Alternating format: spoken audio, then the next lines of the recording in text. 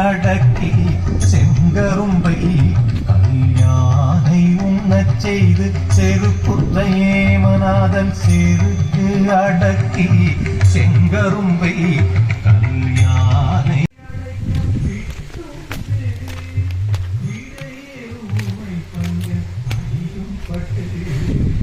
அழகிய மதுரை ஆடல்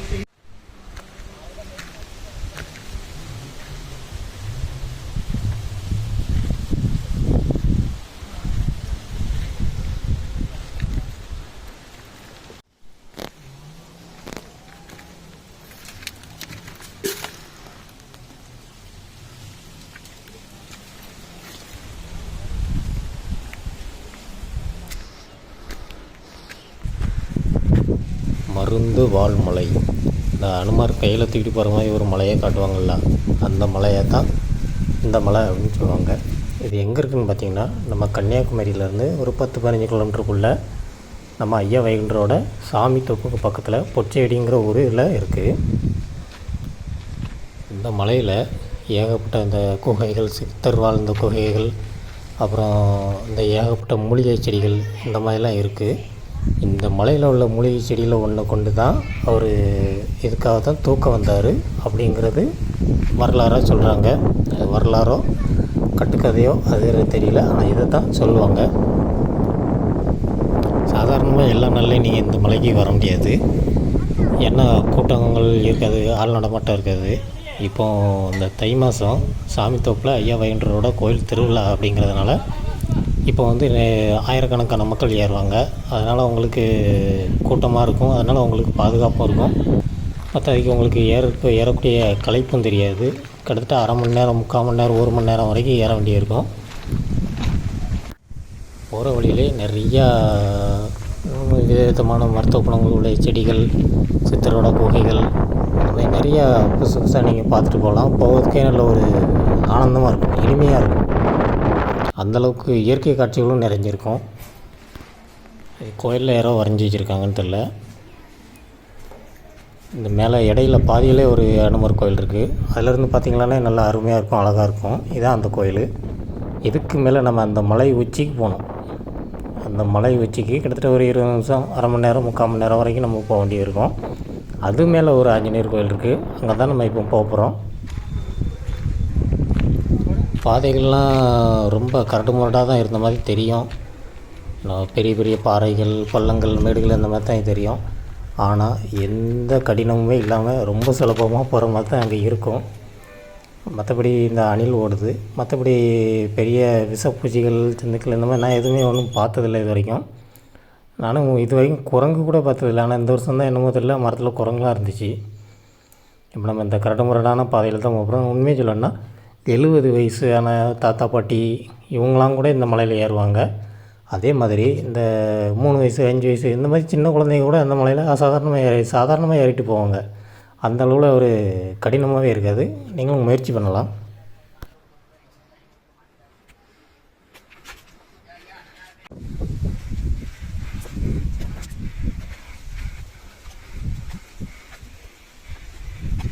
இப்போ நான் ஏறிக்கிட்டு இருக்க எந்த நேரத்தில் கூட குறைஞ்சது ஒரு 1000, 2000, 3000 பேராட்டும் இந்த மலையில் இருப்பாங்க, ஏறுவாங்க, இறங்குவாங்க. ஆனால் நான் அவங்களோட முகத்தை காட்ட வேண்டாம் அப்படிங்கிறதுக்குனால ஏன்னா யாரையும் அதிகமாக காட்டலை. மற்றபடி இந்த நேரத்தில் நீங்கள் நல்ல பாதுகாப்பாக போகலாம். அதாவது தை மாதம் ஐயா வைகுண்டர் சாமி தோப்பு கோயில் திருவிழா நேரத்தில்.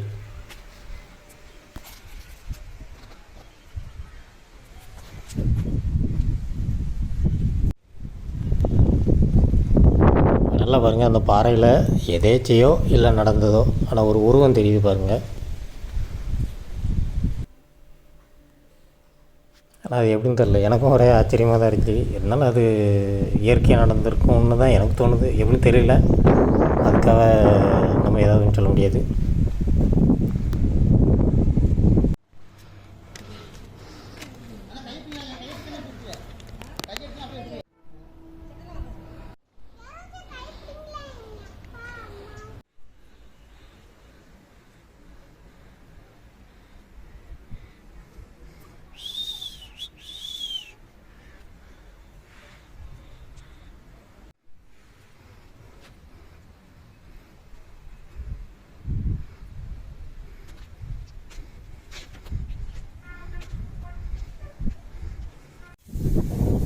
அகஸ்தியர் குகை பழம் வந்துடல, ஆனால் யாரும் பெரும்பாலும் இங்கே போகிறதுக்கு வாய்ப்பு இல்லை.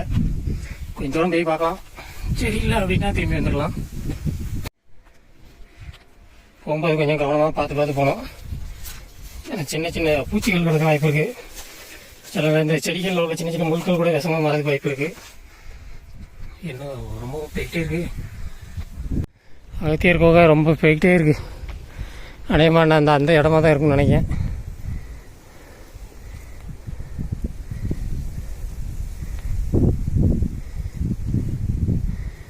ஒருவேளை அகத்தியர் அதில் வந்து எதுவும் மருத்துவ மூலிகைகளோ இல்லை தமிழ் மொழி சம்மந்தமாகவோ இல்லை வேறு எதுவும் தியானமாகவோ பண்ணியிருக்கலாம்னு நினைக்கிறேன்.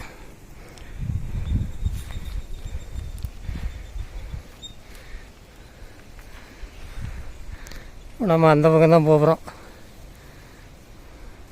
அதே பண்ண ஒரு காமன் நேரத்தில் போயிடுவோம்.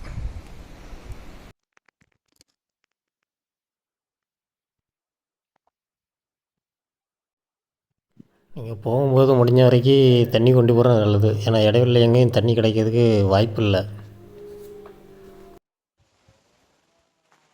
அப்பா நைமனா இப்போ நம்ம பக்கத்தில் வந்துட்டோம். ஒரு 2 நிமிஷம்தான்.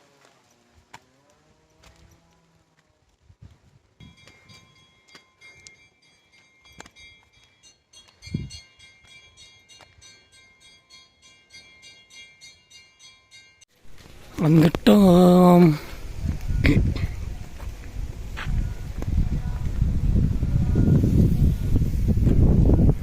கோயிலுக்கு போக முன்னாடி இது ஒரு சின்ன குகமாக இருக்கும். அதை பாட்டு வந்துடும் எப்படி இருக்குன்னு. பிள்ளைத்தடம் கேவா, பிள்ளைத்தடம் குகை. கொஞ்சம் புனிதமான இடம். செருப்பை கலத்தி போட்டு போயிடலாம். பொதுவாக மலை மேலேயும் நிறைய பேர் செருப்புலாம் தான் வருவாங்க. நான் என்ன மாதிரி யாராவது ஒரு சிலர் தான் செருப்போடு வருவாங்க. செருப்பு இல்லாமல் வரதும் ஒரு திறமை தான்.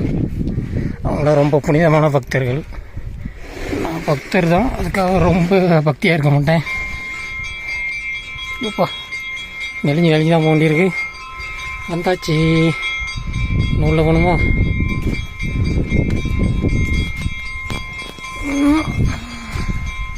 என் பாறைலாம் கொஞ்சம் வலுவுன்னு நினைக்கிறேன். வேறு தெரியாமல் உள்ளே போனால் டங்கிட்டிங்கன்னு அடிச்சிடும் கைகளில். பாருங்க என்னத்த சொல்ல, எங்கே போனாலும் அப்படி போட்டு போயிருக்காங்களே. இதுக்கும் கீழே உள்ளே போனோம். நிறையா தான் வந்தோம். நெளிஞ்சு விழிஞ்சு வந்தாச்சு. உள்ளே போக வேண்டியிருக்கு.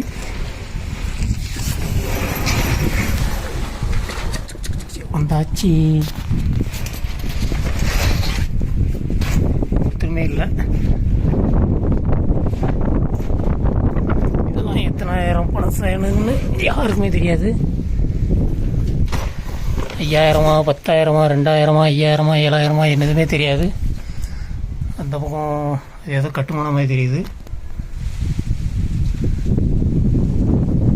கீழே உள்ள ஏதோ இருக்கு. ஏதோ ஒரு சித்தர் நினைக்கிறேன். அவங்க வாழ்ந்த இடம். பரவாயில்ல, நல்லா இருக்கு. நம்மளுக்கு பார்க்க பயமாக தான் இருக்கும். ஆனால் அவங்க சித்தர் எல்லாம் கடந்தவங்க. எல்லா விஷயங்களும் பெரிய ஞானி.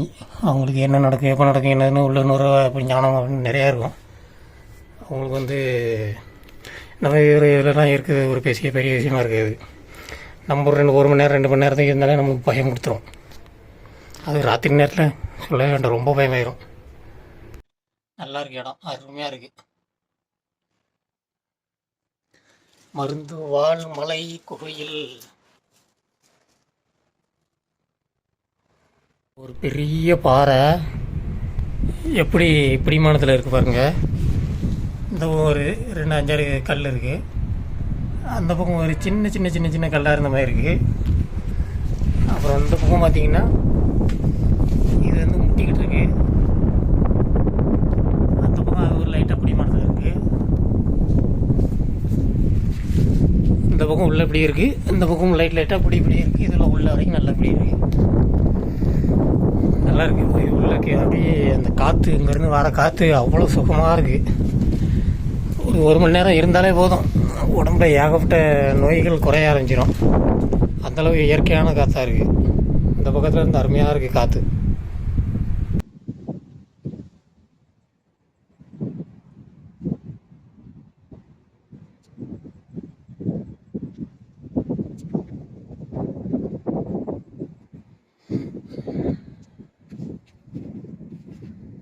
காற்று அருமையாக இருக்குது. நல்ல தூக்கம் இது. தூக்கம் கொஞ்சம் 3 நேரம் படுத்துக்கு வந்துடும். நமக்கு சிக்கன் கீழே போகும் எல்லாம் யூடியூப். இப்போ நான் கீழே இருந்து கொண்டு வந்த சிப்ஸு, பிஸ்கெட்டு, தர்பூசணி, பன்னு எல்லாம் சாப்பிட போகிறேன். சாப்பிட்டு கொஞ்சம் தண்ணி குடிச்சுக்கிட்ட வேண்டியதான், அவ்வளோதான்.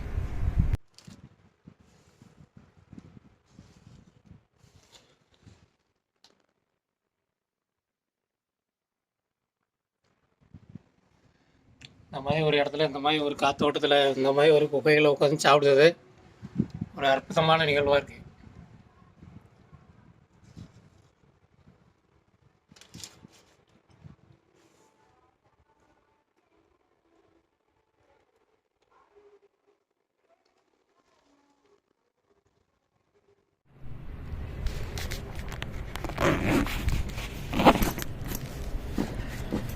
அவ்வளோதான். இதுக்கு மேலே இங்கே இருந்தால் நேரம் ஆயிரும். வாய்ப்பு இருந்தால் அடுத்த வருஷம் தான். அடுத்த வருஷம் கூட கொஞ்சம் நேரத்தோட வந்து ஒரு 2 மணி நேரம் மட்டும் இங்கே படுத்து கிடந்தா நல்லாயிருக்கும். இடம் அப்படி ஒரு அருமையான இடம். சரி, அப்படி கையை கிளம்பு. கொஞ்சம் நேரம் கழிச்சா இருட்ட ஆரம்பிச்சிடும். நம்ம மேலே உள்ள அனுமார் கோயிலுக்கு போகிறோம்.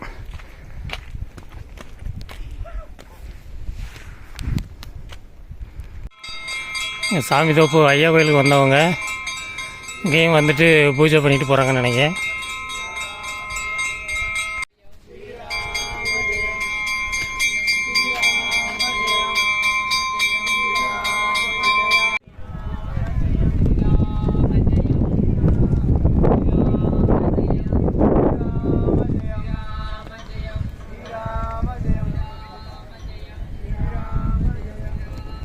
மலையிலேருந்து பார்த்திங்கன்னா நம்ம கன்னியாகுமரியில் உள்ள விவேகானந்தர் பாறை, திருவள்ளுவர் சிலை, காந்தி மண்டபம், காமராஜர் மண்டபம் இதெல்லாம் தெரியும்.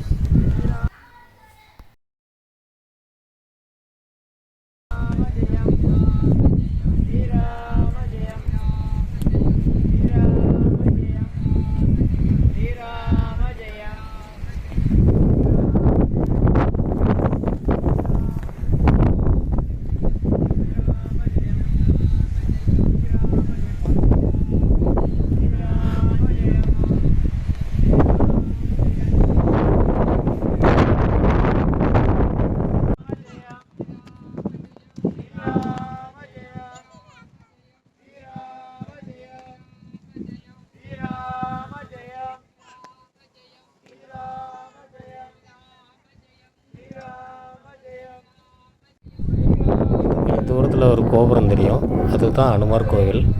அதிலிருந்து கொஞ்சம் தள்ளி பார்த்திங்கன்னா நம்ம நாகர்கோவில் நகரம் தெரிஞ்சிடும்.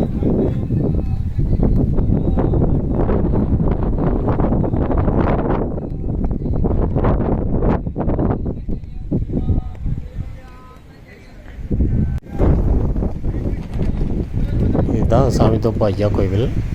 அந்த ஐயா வைகுண்டர் கோயிலுக்கு வந்தவங்க தான் இந்த மலை மேலையில் வந்து நின்று பூஜை பண்ணிகிட்ருக்காங்க.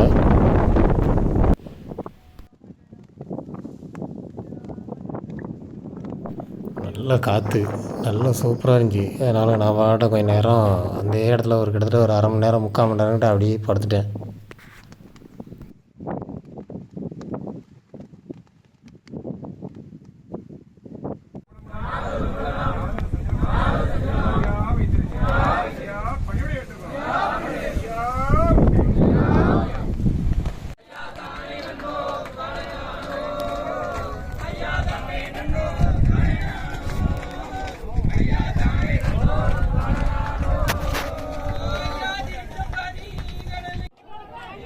கோயிலில் சக்கரை பொங்கல், பஞ்சாமிர்தம் அந்த மாதிரி கொடுத்தாங்க.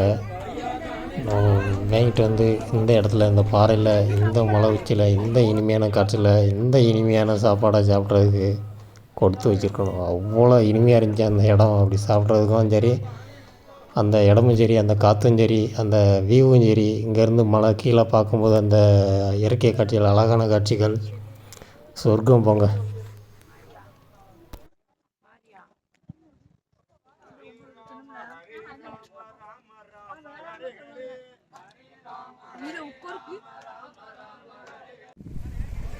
அவ்வளோதான். இப்போ மலையிலேருந்து கீழே இறங்க ஆரம்பிச்சிட்டேன். மணி 5க்கு மேலே ஆகிருக்கும். ஆனாலும் இப்போவும் கூட நிறைய பேர் கீழேருந்து மேலே வந்துக்கிட்டு இருக்காங்க.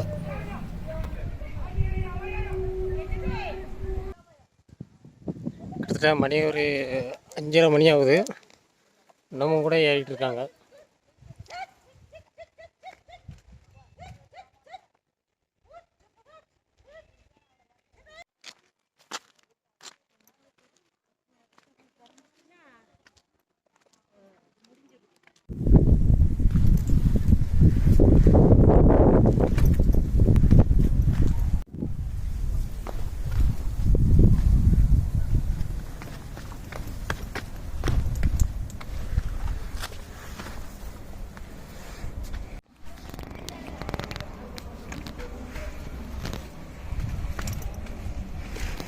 இறங்கி உடஞ்ச கால் லைட்டாக வலிக்க ஆரம்பிச்சிட்டு கீழே இறங்கி தான் பார்க்கணும் என்ன பிரச்சனைன்னு.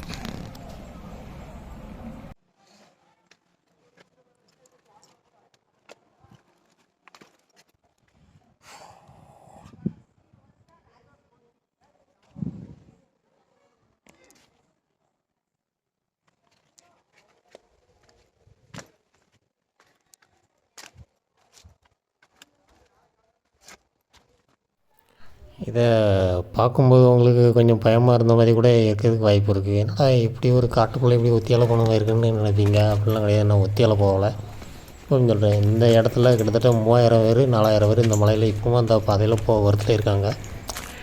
நான் அந்த இது எடுக்கும்போது யாரையும் காமிக்க வேண்டாம் அப்படிங்கிற எண்ணத்தில் எடுத்திருக்கேனே தவிர மற்றபடி நிறைய பேர் வந்துட்டு போய்கிட்டு தான் இருக்காங்க. எந்த பயமும் கிடையாது.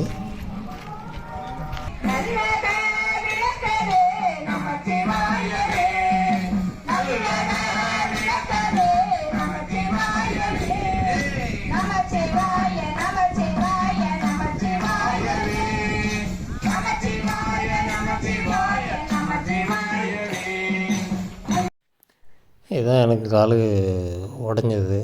இந்த இடத்துல தான் கால் துண்டை அந்த எலும்பு துண்டை உடஞ்சது. இந்த ரெண்டும் ஒரு ஸ்க்ரூவை போட்டு அப்படி முறுக்கி வச்சுருக்காங்க. உள்ளே ஒரு கம்பியோ பிளேட் மாதிரி அப்படி நீளமாக விட்டு 2 ஸ்க்ரூ போட்டு முறுக்கியிருக்காங்க.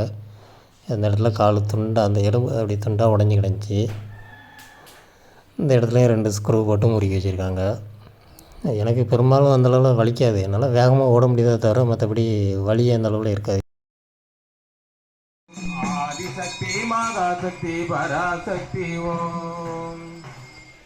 ஆமெல்லாம் பூத்தாளை மாதுளம்பு நிறத்தாளை அங்கையில் பாசாங்குசமும் கரும்பு வில்லும் சேர்த்தாளை. அவ்வளோதான். மலையிலேருந்து ஏறி கீழே இறங்கிட்டேன். ரொம்ப அருமையாக இருந்துச்சு, இனிமையாக இருந்துச்சு, அற்புதமாக இருந்துச்சு. ஹனுமான் இந்த மலையை தான் தூக்கிட்டு போனார் அப்படின்னு சொல்கிறாங்க. நம்ம அந்த மலை உச்சிக்கு நான் கிட்டத்தட்ட ஒரு 10 வருஷத்துக்கு மேலேயே நான் போயிருப்பேன். 10 தடவைக்கு மேலேயே போயிட்டு வந்திருப்பேன். நல்லா தான் இருக்கும்.